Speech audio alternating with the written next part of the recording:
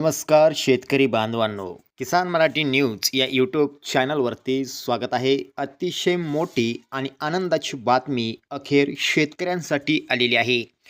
बघा शेतकरी बांधवांनो, तब्बल 14 पिकांचा पीक विमा अखेर शेतकऱ्यांच्या खात्यावर वितरित करण्यास सुरुवात होणार आहे. उद्या म्हणजे सोमवार या दिवशी शेतकऱ्यांच्या खात्यावरती भात, ज्वारी, बाजरी, नागली, मूग, उडीद, तूर, मका, भुईमूग, तीळ, कारळे, सोयाबीन व कापूस या खरीप पिकांचा म्हणजे खरीप 2025चा पीक विमा शेतकऱ्यांच्या खात्यावरती अखेर उद्या जमा केला जाणार आहे. पावसाळी अधिवेशनामध्ये विरोधकांनी चांगलंच राज्य सरकारला धारेवर धरलं होतं. त्याचेच परिणाम म्हणजेच शेतकऱ्यांना मोठा दिलासा मिळालेला आहे. मुख्यमंत्री देवेंद्र फडणवीस यांनी तब्बल 14 पिकांचा पीक विमा उद्या वितरित करण्याचे आदेश दिल्याने शेतकऱ्यांमध्ये आनंदाचं वातावरण या ठिकाणी पाहायला मिळत आहे. कोणकोणत्या कंपन्यांमार्फत हा पीक विमा वितरित केला जाणार आहे त्याची यादी या ठिकाणी मुख्यमंत्री देवेंद्र फडणवीस यांनी विधानसभेत जाहीर केलेली आहे. तब्बल 14 पिकांचा पीक विमा अखेर शेतकऱ्यांच्या खात्यावरती येणार असल्याने शेतकऱ्यांच्या चेहऱ्यावर एक प्रकारचं हास्य या ठिकाणी पाहायला मिळत आहे. बघा, यासाठी काही अटी देखील घालण्यात आलेल्या आहेत.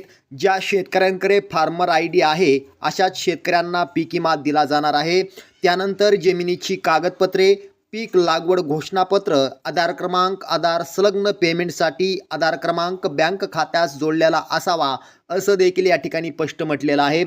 त्याचबरोबर शेतकऱ्यांनी आपल्या पिकाची नोंद डिजिटल क्रॉप सर्वे अंतर्गत केलेली असावी असं देखील या ठिकाणी सांगण्यात आलेलं आहे. बघा, आता या ठिकाणी कोणत्या पीक विमा कंपन्यांच्या माध्यमातून कोणकोणत्या जिल्ह्यांना पीक विमा वितरित करण्यात येणार आहे त्याची यादी तुम्ही या ठिकाणी बघू शकता.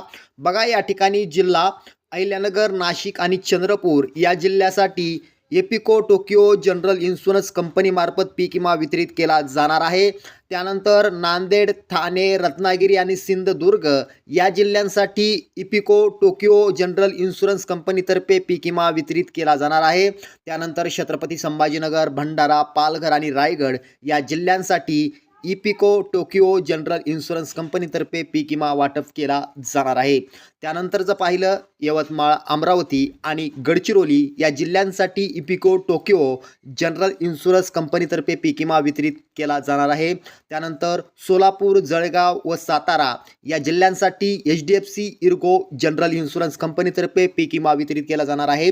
त्यानंतर हिंगोली, अकोला, धुळे आणि पुणे या जिल्ह्यांसाठी HDFC इर्गो जनरल इन्शुरन्स कंपनीतर्फे पीक विमा वितरित केला जाणार आहे. त्यानंतर परभणी, वर्धा आणि नागपूर या जिल्ह्यांसाठी युनायटेड इंडिया इन्शुरन्स कंपनीतर्फे पीक विमा वितरित केला जाणार आहे.